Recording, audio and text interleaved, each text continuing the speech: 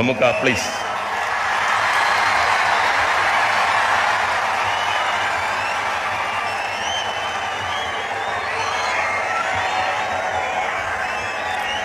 പ്രിയപ്പെട്ടവര്,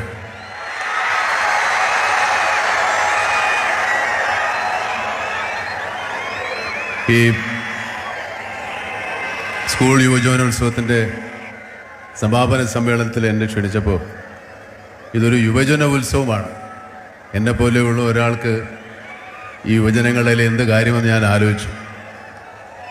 minister നിർബന്ധിച്ച് പറഞ്ഞു, നിങ്ങളാണ് ഈ പരിപാടിക്ക് പറ്റിയ യോഗ്യനായ ആൾ. അല്ല, അദ്ദേഹം കണ്ടുപിടിച്ചത് ഞാനിപ്പോഴും യുവാവാണെന്നുള്ളതാണ്. പക്ഷേ അത് കാഴ്ചയിലേ ഉള്ളൂ കേട്ടോ. വയസ്സ് 90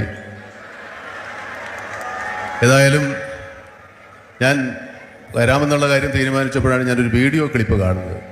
മമ്മൂട്ടി എന്തുടുപ്പിട്ടിട്ടായിരിക്കും ഈ പരിപാടിക്ക് വരികയെന്ന്. അപ്പം ഞാൻ ഏതായാലും അതിനു മുമ്പ് ഒരു നല്ല പാൻറ്റും വെച്ച് അത്യാവശ്യം ഈ യുവാവാകണമല്ലോ, നേരെ ഒരു പുതിയ പാൻറ്റൊക്കെ തയ്പ്പിച്ച് ഒരു ഷർട്ടും വേണമെങ്കിൽ ഒരു കൂളിംഗ് ഗ്ലാസ് വരെ വെക്കാം എന്നുള്ള ധാരണയിൽ എല്ലാം റെഡിയാക്കി വെച്ചപ്പോഴാണ് ഞാൻ ഈ വീഡിയോ കാണുന്നത്. അപ്പോൾ അവരൊക്കെ പറയുന്നത്, അവർ പ്രതീക്ഷിക്കുന്നത് ഒരു മുണ്ടും വെള്ള ഷർട്ടും ഇട്ടാണ് എന്നെ പ്രതീക്ഷിക്കുന്നത്.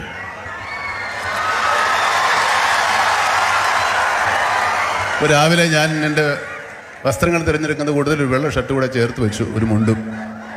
നിങ്ങളുടെ എല്ലാവരുടെയും പ്രതീക്ഷയ്ക്കൊത്ത് അണിഞ്ഞൊരുങ്ങാൻ മാത്രമേ എനിക്ക് സാധിച്ചിട്ടുള്ളൂ. പക്ഷേ ഈ ഇത്രയും വലിയ ജനക്കൂട്ടം കാണുമ്പോൾ എനിക്ക് നേരിയ പരിഭ്രമമുണ്ട്. ഒന്ന്, ഞാൻ നിങ്ങളെല്ലാവരെയും സന്തോഷിപ്പിക്കണം എൻ്റെ വാക്കുകൾ കൊണ്ട്. രണ്ട്, മഴ നമ്മുടെ മുമ്പിൽ ഇങ്ങനെ ഉരുണ്ടുകൂടി നിൽപ്പുണ്ട്. ഈ ജനസമൂഹം മഴ വരുമ്പോൾ അങ്കലാപ്പായി അങ്ങോട്ടും ഇങ്ങോട്ടും ഓടിയാൽ എന്തെങ്കിലും സംഭവിക്കുമെന്നുള്ള പേടി എനിക്കുണ്ട്. അതുകൊണ്ട് ഞാൻ ഒരുപാട് നേരം സംസാരിപ്പിച്ച് നിങ്ങളിവിടെ നിർത്തി മഴ കൊള്ളിക്കാൻ ഉദ്ദേശിക്കുന്നില്ല. എന്നാലും ഇതൊരു സ്കൂൾ, ഞാൻ പഠിച്ച കാലത്തെ സ്കൂളല്ല ഇപ്പോൾ. എനിക്ക് 10ാം ക്ലാസ് വരെ സ്കൂളുള്ളൂ. ഇപ്പോൾ 12ാം ക്ലാസ് വരെ സ്കൂളുണ്ട്. അപ്പോൾ എൻ്റെ കാലത്ത് പ്രീ ഡിഗ്രിക്ക് പഠിക്കുന്ന കുട്ടികളാണ് ഇപ്പോഴത്തെ മുതിർന്ന കുട്ടികൾ. ഇവരുടെ കലാപരിപാടികളാണ് ഇവിടെ അരങ്ങേറിയതും അവരുടെ കലാമത്സരങ്ങളാണ് ഇവിടെ നടന്നതും. അതിൽ ഒരുപാട് പേര് വിജയിക്കുകയും ചെയ്തു, ചിലരെല്ലാം വിജയിക്കാതിരിക്കുകയും ചെയ്തു. കലാപരിപാടികളുടെ വിജയപരാജയങ്ങൾ ഒരിക്കലും നമ്മുടെ കലാപ്രവർത്തനങ്ങളെ ബാധിക്കരുത്. അതിന് പ്രധാന കാരണം നമ്മൾ അവതരിപ്പിക്കുന്ന കലാപ്രകടനം അതൊരു പ്രകടനം മാത്രമാണ്. ആ ഒരു പ്രകടനത്തിൽ നമ്മുടെ ജയാപജയങ്ങൾ മറ്റുള്ളവരൊപ്പം എത്താൻ സാധിച്ചില്ല എങ്കിൽ കൂടി നമ്മുടെ കലാപരമായ കഴിവുകൾക്കൊരു കോട്ടവും സംഭവിക്കാൻ പോകുന്നില്ല. നമ്മളത് കാലാകാലങ്ങളായി ഞാൻ പറഞ്ഞതുപോലെ തേച്ചു മിനുക്കി വളർത്തി മിനുക്കിയെടുത്ത് നമ്മൾ വീണ്ടും വലിയ വലിയ കലാകാരന്മാർ തീരുകയുള്ളൂ. അതുകൊണ്ട് മത്സരത്തിൽ വിജയിച്ചവർക്കും പരാജയപ്പെട്ടവർക്കും കലാലോകത്ത് അവസരങ്ങൾ ഒരുപോലെയാണ്. ഒരു യൂണിവേഴ്സിറ്റി യൂത്ത് ഫെസ്റ്റിവലിൽ പങ്കെടുക്കാൻ പോലും സാധിക്കാത്ത ആളാണ് ഞാൻ.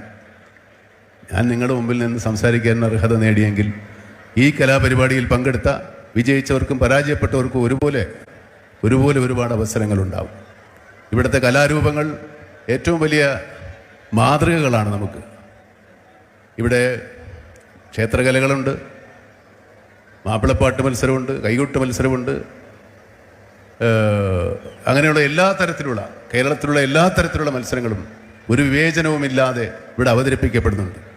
എനിക്ക് തോന്നുന്നത് ഏറ്റവും ഒട്ടും വിവേചനമില്ലാത്തൊരു കൂടിച്ചേരൽ, ഒരു സമ്മേളനം, ഒരു കലകളുടെ സമ്മേളനം ഇതുപോലെയുള്ള യൂത്ത് ഫെസ്റ്റിവലുകൾ തന്നെ ആയിരിക്കണം.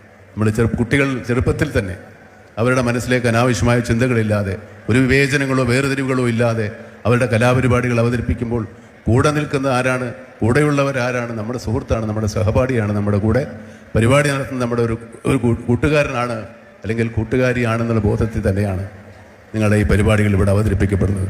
നമ്മുടെ കൂട്ടായ ശ്രമത്തിൽ നമ്മൾക്ക് വിജയങ്ങൾ ഉണ്ടാകണമെന്ന് മാത്രമാണ് അവരുടെ മനസ്സിലുള്ളത്. ഞാൻ കോളേജ് പഠിക്കുന്ന കാലത്ത് ഒരു സിഗരറ്റ് ഗേറ്റിൻ്റെ വാതിക്കൽ നിന്ന് കത്തിച്ചാൽ ക്ലാസ്സിലെത്തുമ്പോൾ മാത്രമാണ് എനിക്ക് എൻ്റെ അവസാന പുക കിട്ടുക. അതുവരെ ആരൊക്കെ ആ സിഗരറ്റ് വലിച്ചു എന്ന് എനിക്കറിയില്ല. ആ സിഗരറ്റ് വലിച്ചതിൽ ഒരുപാട് വിവേചനങ്ങൾ വേണമെങ്കിൽ നമുക്ക് തോന്നാവുന്ന ആളുകളുണ്ടാകാം. അതൊന്നും അന്ന് വിദ്യാർത്ഥികളായിരുന്നു ഞങ്ങളെ ബാധിച്ചിട്ടില്ല. ഇന്നും നമ്മുടെ വിദ്യാർത്ഥികൾക്ക് അത് ബാധിച്ചിട്ടില്ല എന്ന് തന്നെയാണ് എനിക്ക് പൂർണ്ണ ബോധ്യമുള്ളത്. ഈ കൊല്ലത്ത് ഇത്ര ഒരു വലിയ പരിപാടി സംഘടിപ്പിക്കാൻ സാധിച്ചതിന് സംഘാടകരോടും ഇത്രയേറെ സഹകരണത്തോടെ, ഇത്രയേറെ ആവേശത്തോടു കൂടി ഇതിൻ്റെ പരിസമാപ്തി കാണുവാനും ഈ ഉത്സവങ്ങൾ കാണുവാനും മത്സരങ്ങൾ കാണുവാനും ഒരു പരിമിതികളുമില്ലാതെ അവരെ പ്രോത്സാഹിപ്പിച്ച് കിരീടം ചാർത്തുവാനും പ്രോത്സാഹിപ്പിച്ച ഇവിടുത്തെ ജനങ്ങളോട് കൂടെ നന്ദി പറയേണ്ടതുണ്ട്. കാരണം കൊല്ലംകാർക്കല്ല ഇവിടെ സമ്മാനം കിട്ടിയിരിക്കുന്നത്, കണ്ണൂറുകാർക്കാണ്, കണ്ണൂർ സ്ക്വാഡിനാണ്. അങ്ങനെ അതുപോലെ വേണമെങ്കിൽ കൊല്ലംകാരെ എല്ലാവരെയും കൂടെ അങ്ങ് പ്രോത്സാഹിപ്പിച്ച് നമ്മൾ നന്നാക്കാം, അങ്ങനെ പാടില്ല, അങ്ങനെ ചെയ്തില്ല. അത് തന്നെ ഈ കൊല്ലംകാരുടെ മഹത്വമായിട്ട് തന്നെയാണ് ആകുന്നത്. മനസ്സാണ് നമ്മുടെ കേരളം, ഇതാണ് നമ്മൾ മലയാളികൾ, ഇതാണ് നമ്മൾ കേരളീയർ. ഇതെന്നെ നമ്മൾ അങ്ങോളം പുലർത്തും എന്ന് എനിക്കും നിങ്ങൾക്കും ഒരുപോലെ വിശ്വാസമുണ്ട്. ഇനിയും ഇതുപോലെയുള്ള മഹത്തരങ്ങളായ കലാപ്രകടനം കളിക്കാൻ എല്ലാ പാർട്ടിസിപ്പൻസിനും എല്ലാവർക്കും ആശംസകൾ നേരുന്നു. കൊല്ലംകാർക്ക് വീണ്ടും, കാരണം കൊല്ലം ഒരു വളരെ വ്യത്യസ്തമായ ജനസമൂഹമുള്ള സ്ഥലമാണ്. കൊല്ലത്തില്ലാത്തതൊന്നുമില്ല.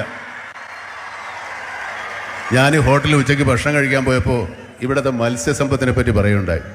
ഇത്രയും നല്ല മീൻ കിട്ടുന്നത് ഞങ്ങളുടെ നാട്ടിലാണെന്നായിരുന്നു എൻ്റെ ധാരണ. ഞാൻ ഈ അടുത്ത കാലത്ത് ഷൂട്ടിങ്ങിന് വന്നപ്പോൾ ഈ ഹോട്ടലിൽ ഏറ്റവും നല്ല മീൻ കിട്ടുന്നത് ഇവിടം തന്നെയാണ്. കൊല്ലം എല്ലാം കൊണ്ടും സമ്പുഷ്ടവും സമ്പന്നവുമാണ്. നല്ല മനുഷ്യരെ കൊണ്ടും സമ്പന്നമാണ്, നല്ല പ്രകൃതി സമ്പത്ത് കൊണ്ടും സമ്പന്നമാണ്. കൊല്ലം കണ്ടവൻ ഇല്ലം വേണ്ട എന്നാണ്. ഒരിക്കൽ കൂടി എല്ലാ നന്മകളും നേർന്നുകൊണ്ട് എല്ലാവർക്കും സന്തോഷവും സമാധാനവും ഉണ്ടാകട്ടെ. ശാന്തി. Thank you Mammukka.